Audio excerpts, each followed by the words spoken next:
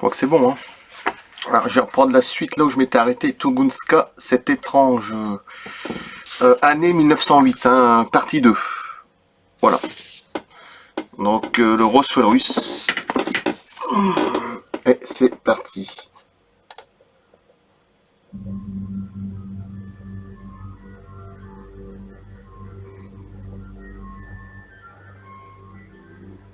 Bon, j'ai fait mon infiltration, ça va mieux, mais bon, c'est pas encore ça. Hein.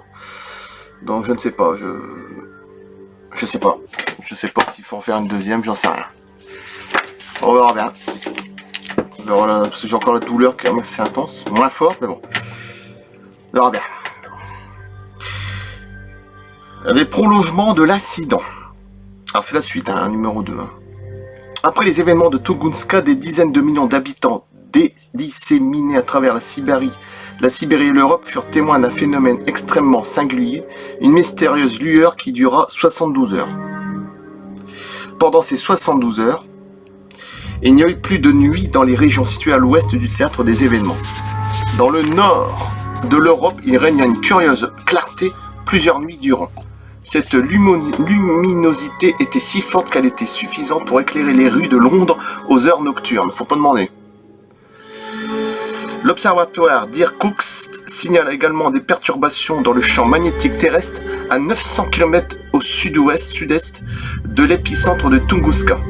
Les perturbations géomagnétiques locales partageaient des similitudes avec des effets secondaires d'une explosion de bombes nucléaires dans l'atmosphère. Mais contrairement à ce que l'on observe dans ce genre d'explosion, il y a eu un retard dans le cas de Tunguska, puisque les perturbations géomagnétiques ne se produisirent que bien après que l'explosion ait eu lieu. On constata d'autres anomalies apparemment en rapport avec l'explosion, notamment de mystérieux nuages mésosphériques de lumineux, crépuscules volcaniques, des perturbations dans la polarisation de l'atmosphère ainsi que d'intenses halos solaires. Les arbres étaient couchés vers l'extérieur en dessinant un motif radial.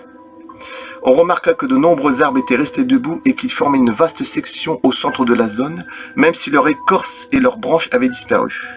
Il est intéressant de noter que la forêt se remit très rapidement de l'incident et qu'il y a eu des signes évidents d'une croissance accélérée. On a constaté une croissance rapide des végétaux dans de nombreux sites de rencontres approchés avec des ovnis. Curieux.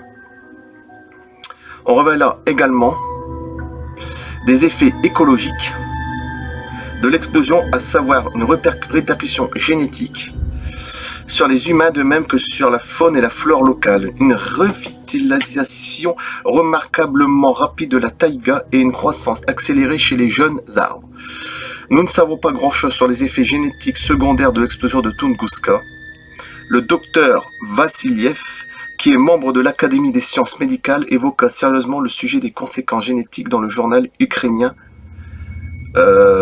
RIAP, bulletin de janvier à mars 1995. Il y est décrit une mutation rare au niveau des antigènes RH qui serait apparue chez les natifs de la région, les Evenks, dans les années 1910. Cette mutation fut d'abord observée à Strelka Chechnya, l'une des installations les plus proches du lieu de l'explosion de Tunguska. On a également noté des particularités morphométriques chez certaines espèces de fourmis trouvées dans le secteur de l'épicentre. Adieu, faut pas demander toutes les mutations qu'il y a eu. Hein. C'est un peu comme moi, hein, je suis en train de me muter moi-même. Les chercheurs en paranormal, Petukov et Pankratov, ont présenté les événements de Tunguska sous un angle différent dans le magazine Anomalie on imagine, hein, en 1997. Et il rappelait que l'année qui suivit l'incident vit un nombre inhabituellement élevé de naissances d'individus très intelligents et influents. Vous avez bien entendu. Hein. Bon nombre d'entre eux étaient nés en Russie.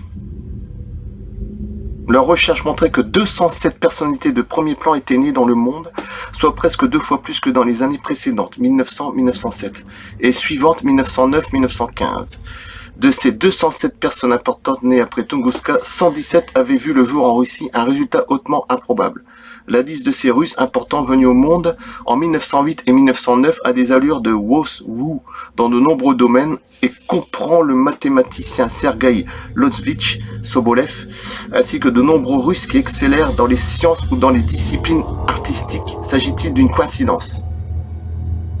C'est vraiment bizarre. Se peut-il que l'explosion de Tunguska, qui semble avoir stimulé la forêt en provoquant de croissances spectaculaires chez les arbres de la région pendant des décennies, ait aussi en quelque sorte donné un coup de fouet à la civilisation humaine en opérant à un niveau moléculaire ou psychique? Il est possible que cet événement ait eu bien plus de répercussions positives pour notre planète que ce que nous pensons généralement. Les témoins oculaires, et après j'arrête là. Un grand nombre de témoins se manifestèrent ou furent retrouvés dans les années qui suivirent les faits et leurs souvenirs permirent de nous faire une idée de ce qui s'est passé. Nombreux d'entre eux racontèrent avoir observé une masse ovale, se déplacer dans le ciel à très faible allure et l'avoir vu changer de trajectoire. En Russie, le 30 juin 1908, un voyageur à bord du Transsibérien qui avait installé son appareil photo pour prendre un cliché du train lors d'un arrêt à Kansk, aperçut soudain un objet dans le ciel qui brillait intensément. Là, c'est vachement intéressant encore. Et je vous signale qu'on était en 1908. Hein. Le 30 juin 1908.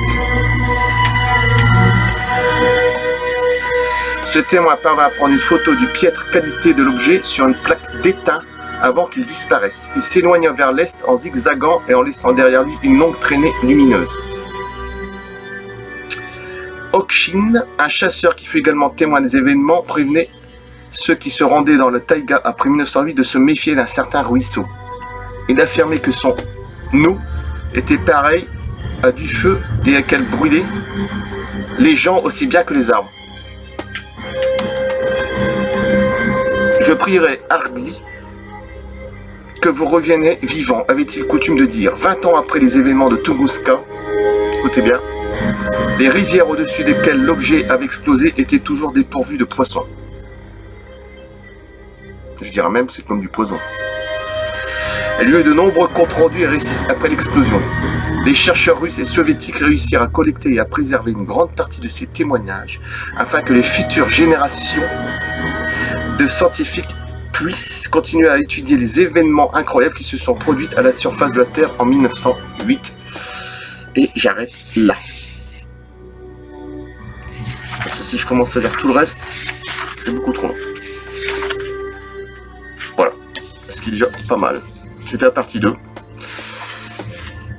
Et c'était Tunguska, cette étrange année 1908, partie 2, le Roswell russe. Et je coupe et à bientôt. Merci.